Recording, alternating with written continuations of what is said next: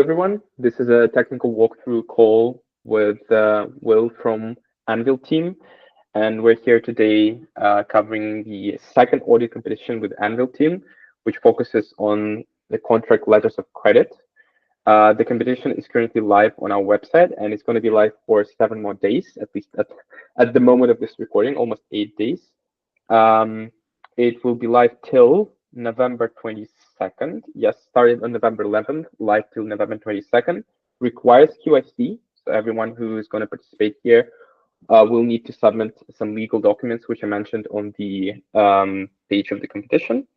But the focus of the call today is to cover this new contract. Will, please go ahead. You can start with a short introduction and then take it away with the presentation. Sure, sounds good, and thank you for that. So a number of you are already familiar with the Anvil protocol because of the first audit competition, but in case you are not, Anvil is a DeFi protocol for the issuance of fully secured credit. The protocol's Ethereum-based smart contracts allow users to deposit collateral into our collateral vault, issue letters of credit, which is what we'll be talking about today, and supply assets to staking pools, which that functionality was part of the last audit competition. Anvil's mission is to provide flexible building blocks to bring efficient and transparent collateralized finance into an increasingly decentralized world. Anvil is a product of the Acronym Foundation, and the code that we'll be talking about today is available in Anvil's GitHub repo, which is published in the audit competition write-up. One thing to note, when you go into the Anvil contracts repo on GitHub, you'll probably notice that there are many more contracts than the 2 or 3 that are part of this audit competition. Anvil has plans for an ongoing bug bounty program that includes many, if not all, of these contracts in this repository. But for this competition, we have focused on the letter of credit contract.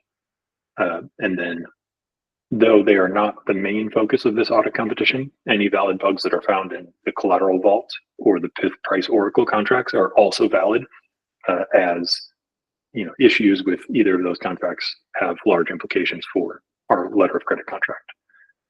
So that kind of sets our focus for this audit competition. So a general overview of the contracts is as follows. The collateral vault is just that. It's a vault that keeps all of the collateral for our protocol. It allows what we call collateralizable contracts that are approved by both the protocol and the account in question to reserve and or pool the account's collateral, making it available for claim by the collateralizable contract in question, such as the letter of credit contract. Not going to dive too deep into the collateral vault because we covered that in our last technical walkthrough. So if you have any questions about that, I suggest viewing the walkthrough from the previous bug bounty competition, which I'll ask to be included in the comments of this video. Okay, on to the letter of credit contract. The letter of credit is a collateralizable contract that we just talked about that allows accounts to use their vault's collateral to create letters of credit, or as we call them, locks. A letter of credit, or a lock, is an agreement between 2 parties whereby the collateral of the lock creator is reserved and made exclusively available to the beneficiary. Locks allow the specified beneficiary to redeem any amount up to and including the entire credited amount at any time between the lock's creation and its specified expiration date. It is a guarantee to the beneficiary that the specified credited token and amount of that credited token are available to them and exclusively to them for a certain duration. This in turn enables the beneficiary to do work for, extend credit to, or engage in some otherwise risky activity with the lock creator, knowing that if things don't go as planned, they can always redeem the lock if they have to. So some potential use cases for this sort of collateral use are writing a letter of credit to an exchange to receive instant credit while a slow ACH deposit gets processed. Maybe writing a letter of credit to a payment network so that you could spend against it. So you can kind of think of this as a prepaid debit card, but without the prepayment. So instead of actually transferring payment ahead of time to a payment network, maybe you just write them a letter of credit. So you still have, technically still have your collateral, but it's available to them so they can allow you to spend against it, and then you can figure out down the line how you want to ultimately settle up. And then, of course, since the concept of a letter of credit is a traditional finance concept as well, on-chain letters of credit also support all the common TradFi letter of credit use cases. So as you may surmise from these use cases, locks are not really meant to be redeemed. Sure, they can be redeemed, and it's very important that they're able to be redeemed if necessary. But you can think of the success case of a lock as it being created, it being in place for some period of time, it expiring or getting canceled, and the underlying collateral reservation being released. So thinking about that general flow in the context of, say, this exchange deposit use case, that would mean that the depositor creates a lock with an exchange as the beneficiary at the exact same time that they initiate a slow ACH transfer, for instance. And ACH transfers typically take 2 to 3 days. So then the exchange has this letter of credit, and they can redeem it if necessary. So they feel comfortable giving the depositor credit for the amount of the ACH, even though it hasn't completed.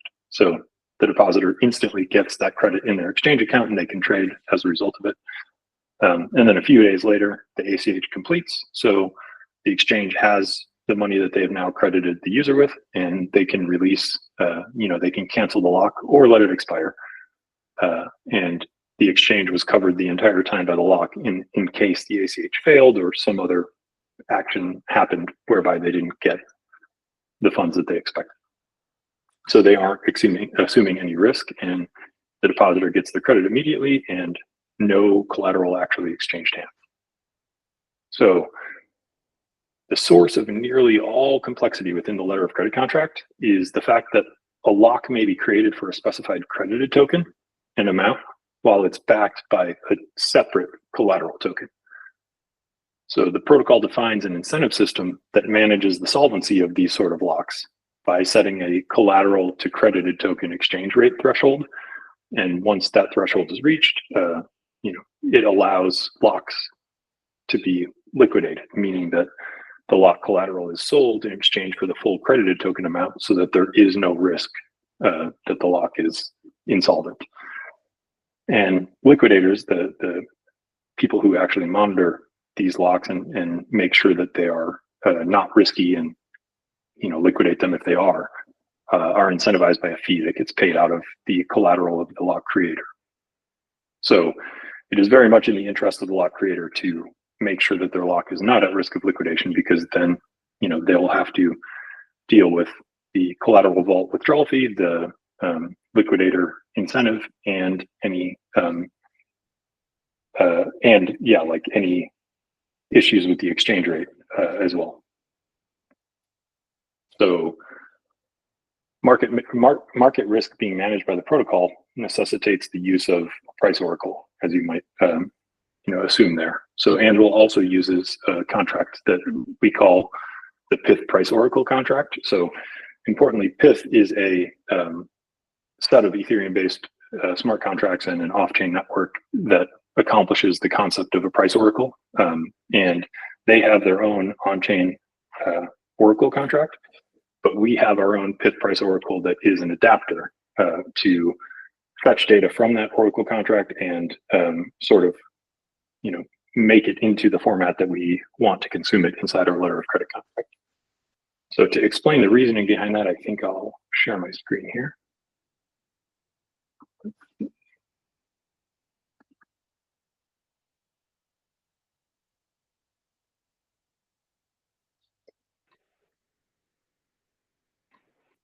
Okay, so I confirm, that it's visible. All good from our side. Just confirm. Perfect. And is the size of the screen, is it visible on your side pretty well? It's like I guess I can increase square. it a little. Yeah, it's okay. Yeah, it's okay. Okay. So yeah, the reason for our Pith price oracle contract, there are 3 different reasons basically. So Pith, the way that you access prices, so for instance, like a wrapped Ether USD price, you do that by these Pith specific price feed IDs Whereas within our contracts, we want to access them by token address, right? So this contract keeps a mapping of, the token to the PIF price ID so that we don't have to, have that inside of our letter of credit contract, for instance. It also blends together prices. So all of PIF's price feeds are to USD, at least all to my knowledge. So for instance, you might have a wrapped Ether to USD price and USDT to USD price, but in our case, many times we're going to want, for instance, a wrapped Ether to USDT price, or a token to token price that doesn't include USD. And so our PIF price oracle does the math of fetching those two different prices and blending them together and returning a price that accurately represents the exchange rate between the two without losing precision in that exchange rate calculation. And then it also accounts for ERC20 token decimals in prices. So you might see right around now, I don't know the exact rate, but wrapped Ether to USDT is right around $3,250. So what we know there is that one wrapped Ether, meaning 1 times 10 to the 18 wrapped Ether, is equal to 3.25 billion USDT, right? Because we know that wrapped Ether has 18 decimals and USDT has 6 decimals.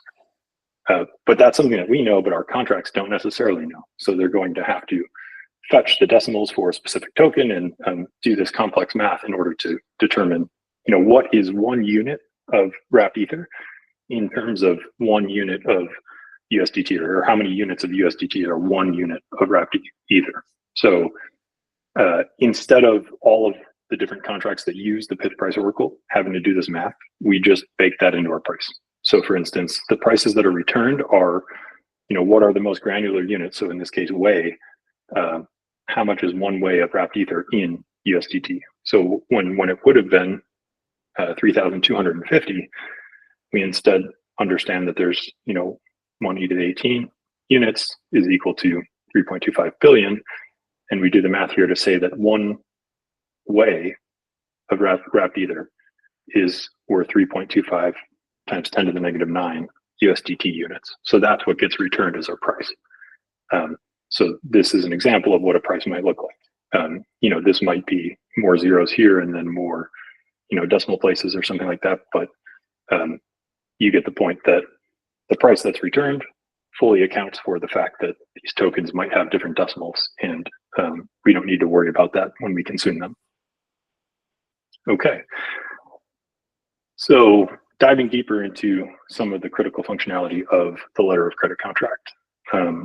So as we sort of alluded to before, there are 2 different types of letter of credit contracts, or letter of credits. There's a static letter of credit and a dynamic letter of credit. So a static lock is a lock for which the credited token is the same as the collateral token. These locks are very simple because they carry no market risk or, Anvil incentive system risk. And, since in this case, there is no risk of the collateral asset not being worth the credited token amount, since they're one and the same. So because of that, there's no minimum or maximum static lock amount that you can create a static lock for. And all the collateral tokens that are supported by the collateral vault may be used to create static locks. So let me go ahead and show, basically the life cycle of a static lock. So, when somebody creates a static lock, then, it moves into this active state, which means that it can be redeemed by a beneficiary and only by a beneficiary. It can be canceled by a beneficiary and only by a beneficiary when it's active. And then, like we said, locks have an expiration date. So if the creator of a lock would like, they can go in and extend that expiration date to basically leave that letter of credit in place for a longer period of time. Note, the creator cannot reduce the expiration time. They can only push it out farther because it's important the beneficiary knows that they have at least some amount of time to redeem a lock if they want. And then, yeah, a lock can be partially redeemed as well. So say, there's a letter of credit that's written to a beneficiary for one wrapped ether or something like that. The beneficiary doesn't have to redeem the entire wrapped ether. They can redeem 0.1 of it or 0.2 of it or whatever, and they can do that multiple times. Or they may redeem the full amount in one go if they would like. Again, letters of credit are mainly to be in place as a guarantee, as insurance, and they're not actually meant to be used in the redeem case. If that happens, something likely went wrong. Something likely went wrong between the creator and the beneficiary. That is, nothing went wrong in the contract in that case. It's just the letter of credit is meant to be in place as proof that, hey, like, I'm going to do what I say that I'm going to do, and if I don't, you can do this. Well, if you end up redeeming, that means I didn't do what I said I was going to do, right? So anyway, then there's this expired state, which you can see has dashes around it, and the reason it has dashes around it is it's not an actual state of a lock per se. Like, there's no on-chain action that moves a letter of credit from active to expired. It's just that the block time has passed the expiration date of the lock. So when that happens, then these functions are no longer possible. The only thing that can happen for an expired lock is that it can be canceled, and at that point, it can be canceled by anybody. There's not really an incentive for a third party to cancel a lock for somebody else. Like, they're essentially paying the gas to release that collateral reservation back to the creator's collateral vault balance. But in theory, anybody can do that if they would like. Okay, so then, as we talked about, there's also the concept of a dynamic lock. So dynamic locks are locks where the credited token is different from the collateral token. So maybe I create a lock for one wrapped ether and I use 5,000 USDT in order to do that. So it's over collateralized. Let's look at the dynamic lock case. So this is a little bit more complex. So, we see the functions from before. We see extend and partial redeem. Those are still an option. The extend option is, of course, exclusive to the creator. They're the only one that can extend the letter of credit. And then partial redeem is an option that, and redeem is an option that the beneficiary has, as well as cancel. So the added stuff here is modify collateral and convert. So as we mentioned, there is this foreign exchange risk. Say I have one wrapped ether being credited to the beneficiary and I have 5,000 USDT in collateral, right?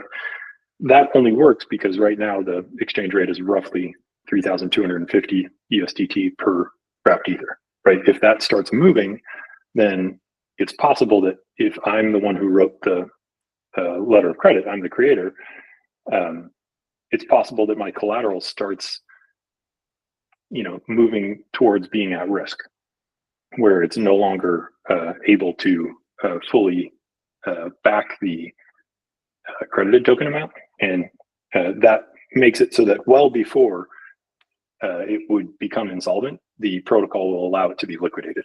And I don't want to pay the liquidation fee, and I want to make sure that this lock remains in place and my collateral remains in the vault and everything remains good there. So I might opt to modify the lock's collateral and increase it, right? So I'm going to add another 1,000 USDT or another 1,000 or 2,000 USDT, whatever makes sense in order to make sure this is well collateralized. Likewise, the exchange rate can move in my favor, right? So say, I wrote a letter of credit for one wrapped ether and now the price of ether moves down to $1,000, right? Well, I have $5,000, 5,000 USDT that is backing this letter of credit, and wrapped ether is only worth 1,000, right? So I can also take collateral out of the lock as long as I maintain a specific risk threshold of the collateral to credited token amount ratio. So that should fully explain the modify function where I can add or remove collateral as I see fit. And then there's a concept of converting. So converting is something that is an exclusive operation to the creator while the lock is healthy. So, the protocol defines for every token pair, the protocol defines a minimum collateralization ratio, which we call collateral factor. And as long as the lock is healthy according to that collateral factor, the only person that can convert a lock if they wish is the creator. But as soon as that threshold is exceeded, anybody can convert the lock, and they'll be paid to do so because it's very much in the protocol's best interest to make it so locks that have any sort of risk are de-risked and converted. At which point, when a lock gets converted, it becomes a static lock, right? Because now the credited token is the same as the collateral token. And then, yeah, you'll see the standard, expiration and cancel and redeemed functionality as well. So the only complexities there are just the fact that there is this foreign exchange risk and how we handle that, both on the collateral side and then also if it becomes at risk, how we convert it. So I think it might make sense to walk through a couple of examples of how, of the exact mechanics of a letter of credit. So I think let's get rid of this right now. And I'm going to copy some other stuff in here. So static lock, like I said, is fairly straightforward. So we're just going to focus on a dynamic lock in this case. So easy enough, right? Like, what does the extend functionality look like, right? So here we have a dynamic lock where we are crediting one wrapped ether, and the collateral is 5,000 USDT, which is worth $1 each. Wrapped ether is worth $3,250 each. And our liquidator incentive is 8% on this. So yeah, and then our collateral factor here is 75%. So what that means is if the credit ever becomes worth 75% of the collateral, then this lock can be liquidated by anybody. So as you might see here, well, we also have for each token pair, we have every supported token pair that you may create a dynamic letter of credit from. There is a creation collateral factor that's defined as well. So that is the maximum collateral factor that is valid for a newly created lock, which is generally well below the liquidation collateral factor. So, the protocol doesn't want people to create locks and then have them immediately liquidatable. We want there to be some sort of buffer there. So you're not having to deal with topping up your collateral immediately. So in this case, like the 3250 divided by 5,000, that's 6,500 basis points. So that is exactly at our maximum creation collateral factor. Like this could not be, one token above it, or it would fail to create the lock. And then, yeah, the expiration, well, yeah, we were going to do this talk yesterday, so that was going to be November 20th, but now November 21st. So like, let's say we want to extend this to be 8 days, right? That's easy enough. We just go in and we update this to 8, and really this is represented in seconds. Seconds since the epoch, right? It's actual a block timestamp that it would expire. So that's how extension would work. That's easy enough. Let's go into a slightly more complex case. So let's go into like modify, right? So as we said here, we are at our max creation collateral factor. So we can't take collateral out. If we took collateral out, then we'd go past this maximum creation collateral factor, and our modify operation prevents us from doing that, right? So let's instead say that, we feel like, we feel bullish about wrapped ether, or like worried about wrapped ether that it's going to increase in price. And because of that, our lock is going to, potentially be liquidated. So, we might go in and, get rid of this 5,000 here and switch it over to, like 6,000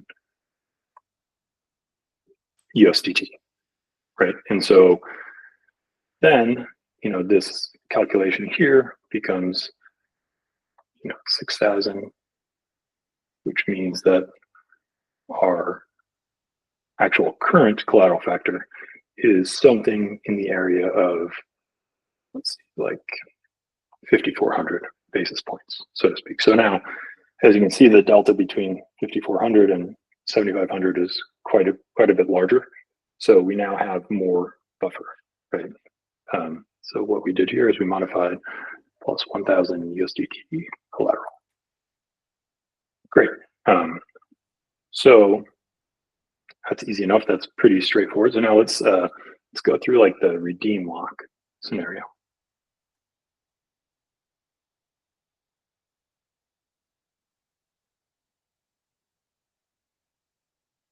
Okay, so redeem lock, let's see, how much collateral do we need if we're going to redeem the lock, right? So what this means is the beneficiary it wants to get this one wrapped ether, but we don't have one wrapped ether, right? We have 6,000 USDT that is, backing this synthetic wrapped ether that we've written a letter of credit for to the beneficiary. So they want one wrapped ether, and we know that one wrapped ether is equal to 3,500 USDT, right? So how much do we need? So we need 3,500, that is, or 3,250, I mean.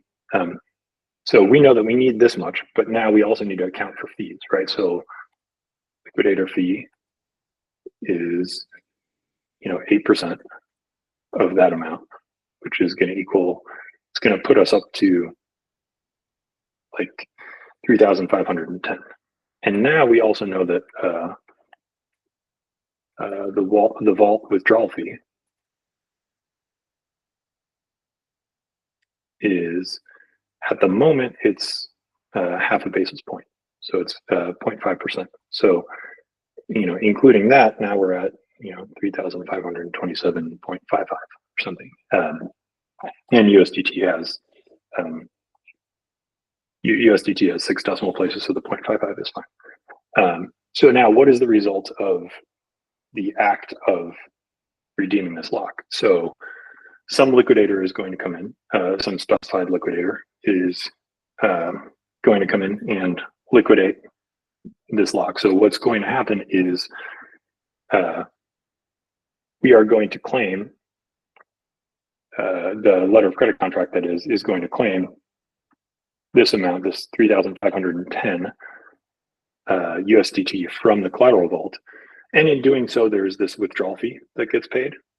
So the delta between these two, the 17.55 USDT, that stays within the collateral vault as the collateral vault fee for withdrawal.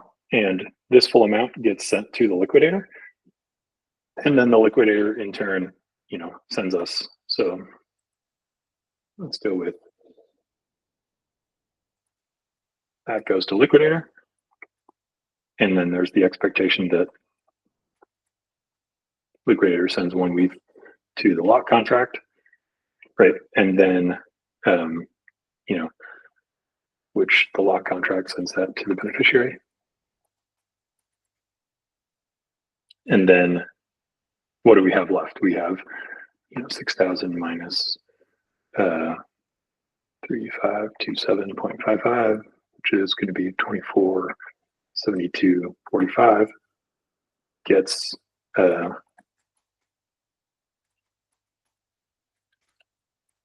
released back to the creator's vault balance, right? So now this letter of credit is no longer, because it, as we showed here, one of the end states is being redeemed. So if it is fully redeemed, the lock is no longer, all of the state for the lock gets purged, and the remaining collateral gets released to the creator's vault, right? So that's easy enough. So now, we can do the same sort of walkthrough of, like, let's say instead of redeem, we're going to say partially redeem.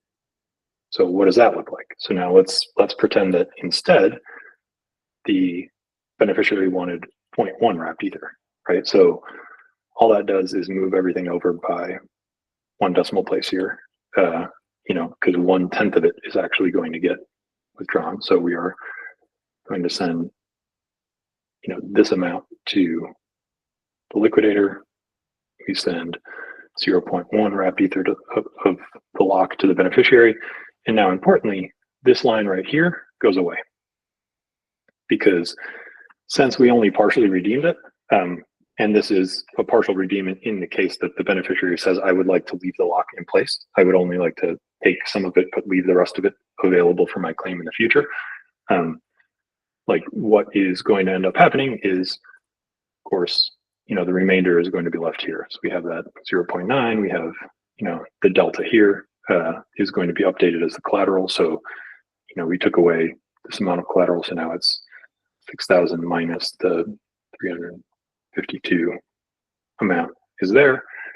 Liquidator incentive remains the same. Collateral factor remains the same. If the collateral, becomes risky, it'll still be liquidated.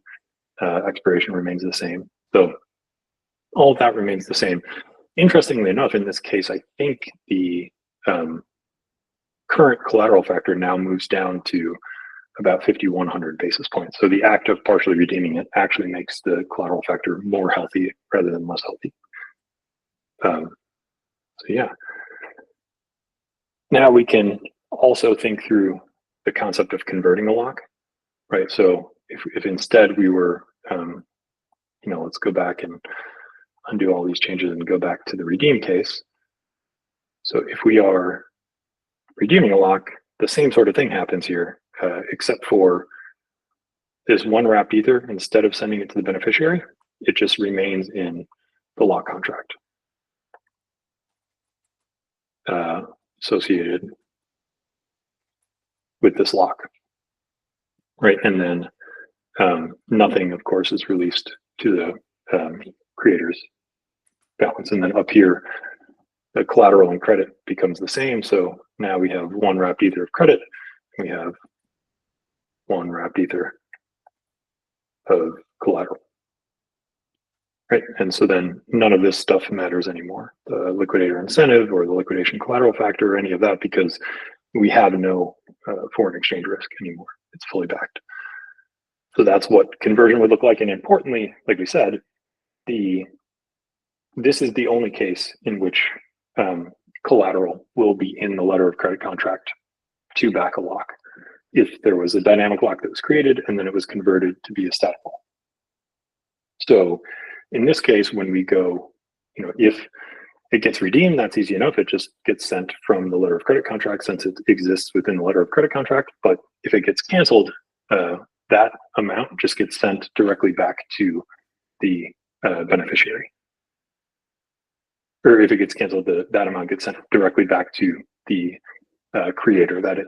So normally when a lock gets canceled, the underlying collateral reservation gets deleted and those tokens remain in the collateral vault. But in the case of a conversion, we've already pulled those tokens out of the collateral vault and we've already paid a withdrawal fee. So in this case, those tokens are sent directly back to the lock creator outside of the vault. Okay, so the next case that it's a case that the protocol is designed to specifically prevent, but it's important to think through like what hypothetically would happen if we ended up in this case. So let's think through the case of a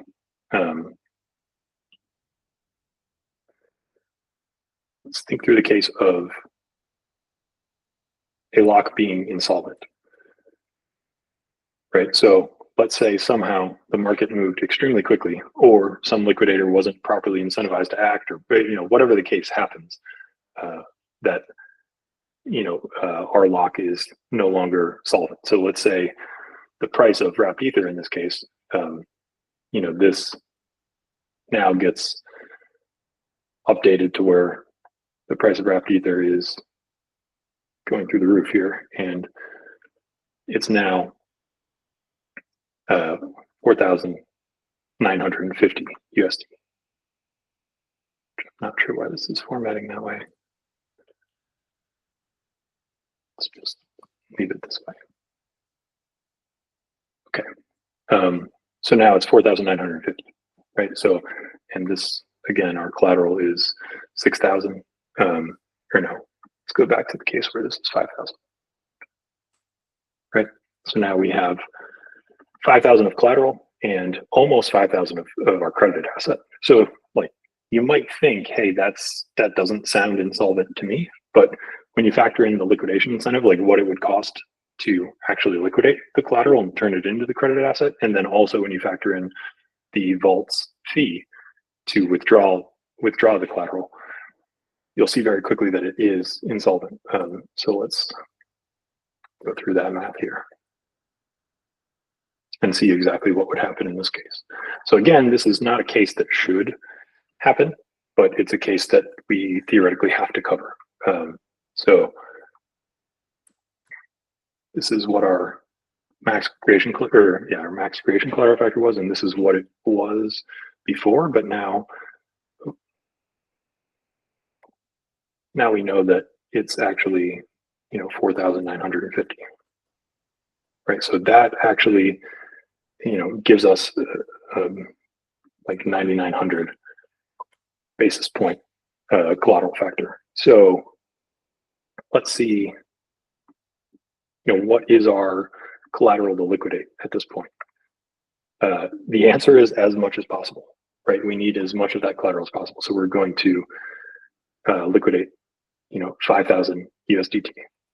And then after the vault fee, what is 5,000 USDT? That is going to be 4,975 USDT. And after the liquidator fee, that's going to be 4,606.48 USDT, right? So what we ultimately end up getting, and then like what is that in wrapped ether? That is going to be 0.93 wrapped ether. So in this case, if that were to happen, the liquidator still gets its fee, right? So this is with liquidator fee.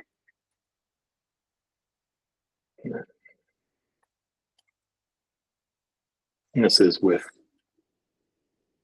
our withdrawal fee. And so then ultimately what's left after that is this 0.93 wrapped ether. So importantly, no matter what, the liquidator gets its fee, and that's important because otherwise we might not sufficiently incentivize a liquidator to liquidate a letter of credit. And if that doesn't happen, then it doesn't get liquidated and we don't even get this 0.93. So that's extremely important. And then in order to access the collateral from the vault, we always need to pay the vault fee. So in this case, the beneficiary would only be able to get 0.93. So what ends up happening is this gets converted and now our letter of credit just gets updated. So now it is a static lock and all that's left is 0.93 wrapped ether. And again, the collateral is the exact same 0.93 wrapped ether. So again, this is just a theoretical case where our protocol is designed such that that should never happen. But it's important to factor in what might happen if that becomes the case. Okay, so some potentially confusing aspects of the letter of credit contract. If you didn't find any of this confusing, of course. So one confusing thing is that there is a letter of credit contract version 0 that is deprecated and is not part of this audit competition. So if you go to our repository, you'll see, if you go to the README, you'll see there is a deployed V0 that is deprecated, and this new letter of credit, which we're calling version 1, is TBD. The version 1 source code is the latest in the repo, which is what is actually under audit. And then one other thing that might be confusing is the trustful nature of locks. So, in the blockchain space, trust is like a very, very common topic that everybody wants to prevent trust as much as possible. And that's understandable in a number of ways, but it's important to note that the creator of a lock inherently trusts the beneficiary of a lock and not to take their money for no good reason. So a lock's main purpose is to prove the existence of and exclusive access to collateral to the beneficiary. That alleviates trust concerns on the beneficiary side, but it does that by creating some trust assumptions on the creator side. And presumably those trust assumptions are covered by some legal agreement, or the creator is motivated enough by the credit use case that they're trying to accomplish that they may be less concerned with that trust assumption. But we're assuming that the main use case of a lock here is not to handle trust, but more so to handle availability, exclusive access, solvency, things like that are also concerns when two parties are accomplishing some sort of credited use case between each other. One other thing that's useful is you might see that the letter of credit contract is an ownable contract, and you'll see some functions that are only possible for the owner to do. And it's Very important to note that the owner in this case will be Anvil's governance contracts. For the V0 contract that's deployed, that's already the case, but for this new one that we're auditing that we will deploy, that will also be the case. So why do I say that? That effectively means that the owner updates are publicly broadcasted well ahead of them actually happening. So you might look at some owner actions and say like, oh, like you might be able to front run this, right? Well, you know, as it currently stands, there's 2 weeks of governance process for any change to happen. So the concept of like an intra-block front run is not nearly as important because, you know, we're advertising those changes for 2 weeks at least ahead of time. So that's much less of a concern and shouldn't be viewed as a vulnerability. Also, one other thing to note is that locks are meant to be resilient to configuration changes. So if we look at the struct for a lock, right, and we look at the general state of this contract, we'll note that the owner can update what collateral vault the letter of credit contract points to. The owner can update, you know, the between the token pairs. The owner may update the collateral factor basis points and the liquidator incentive basis points. And all of those things would have obviously material implications for the letter of credit, right? If you change the letter of credit, if you change the collateral vault contract that this letter of credit is pointing at, well, now my reserve collateral probably doesn't exist, right? Likewise, collateral factor basis points, like say, you know, governance came in and changed that such that now my lock is underwater. That's not a fun scenario either. So the design here is such that each lock should be resilient to that. So what that means is the lock itself stores the relevant state for these specific configuration values. And if those change, the letter of credit always references its own storage of those values. So a lock that was created before they're updated is always going to, you know, use the configuration values at the time the lock was created, regardless of how those update moving forward. One other thing that you might notice is that there's the concept of signature-based execution. So there's a number of different signatures that are involved. There's the collateral vault, you know, allows signatures to be used to change its allowance for a specific collateralizable contract and account in question. So there are signatures in that case, but then there are signatures that are directly associated with the lock contract. So for instance, like the only party that may cancel a lock ahead of it expiring is the beneficiary of that lock. The beneficiary doesn't have too much of an incentive to do that, right? They might say, I no longer need this lock, but why would I go and pay to cancel it? So instead, they might just sign this cancel type hash and just make it publicly available or send it to the creator and say, hey, it seems to me that you'd probably want to release your collateral sooner rather than later. So if you want to, here's my signature, you can go ahead and do that, right? And then the same with conversion, right? So, or redemption. So the creator can convert their own lock, or they can allow somebody else to do it if they're not, you know, a sophisticated liquidator and they trust somebody else to do it, or they just say, hey, I want this converted immediately, right? Same with redemption, right? If the, you know, if the beneficiary is like, I want this lock redeemed, but you know, I don't really know how to do this liquidation, or I just want it to happen efficiently by some third party, great, they can sign that. And now importantly, if they sign the signature and put it out into the ether, anybody can grab that and submit it. So now it becomes a race, and there's all sorts of front running and other stuff like that that might happen for each individual liquidator, but that's not really a concern of the beneficiary at that point. For instance, like the beneficiary wants there to be competition in redeeming this lock because they want it redeemed as soon as possible so that it's not risky or whatever, right? So that covers that. You know, if the beneficiary has some preference in who does this, they can just choose to not share that signature with any other parties and only share it with a specific party. For instance, if they want me to redeem the lock or convert the lock or whatever, they could send me the signature and I could execute it through Flashbots or something like that, which would guarantee that it happens without the public knowing about it, without the public being able to front run it. And I'm the one that can get that benefit. So sort of how the signer chooses to share the signature implies how, they actually, what restrictions they're putting on how that happens, right? And then importantly, like if somebody signed a signature and gave it to me, I could then share it with anybody else. So like that would be up to me. And presumably the signer wouldn't care about that. Let's see. So we already touched on signature-based vault allowance modification. So operations that reserve vault collateral, like let's see.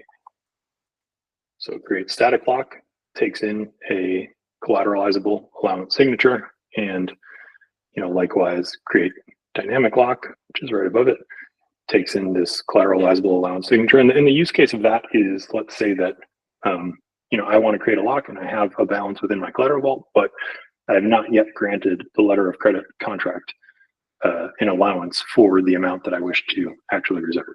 I can just do that in this one call instead of making a call to the letter of credit contract to the collateral vault contract to modify that allowance, and then making a call to the letter of credit contract to actually use that.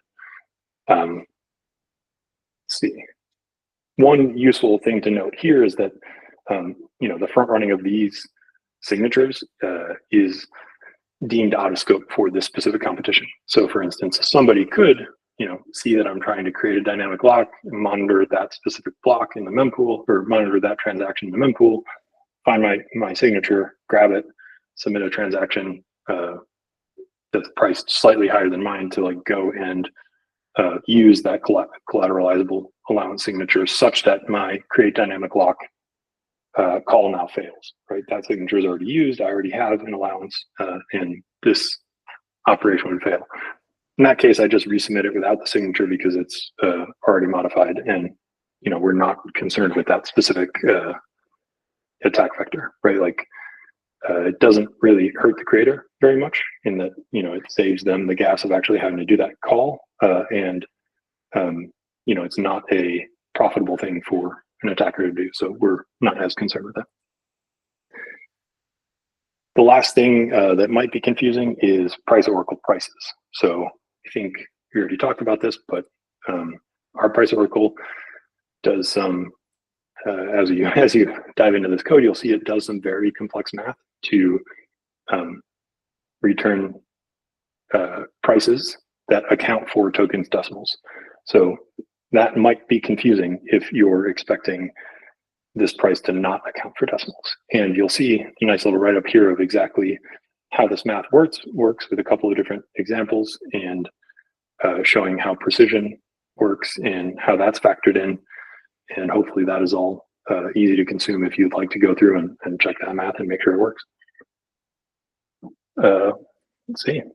I think that's everything that I wanted to talk about. You'll note I didn't really dive into too much of the actual code of the letter of credit contract because it just accomplishes the use cases that we talked about. And you all will be reviewing that. I mean, it's easy to look at the code and see what it does. This talk is more so to talk about, from a technical standpoint, what the code should accomplish. And then, you'll be able to find if there's any delta between those.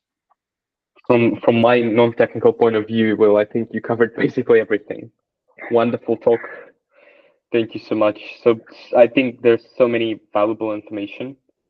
I don't have any questions. I think you covered literally everything. Any final thoughts here? Maybe some comments on reports that you've already received. Are they looking in the right direction?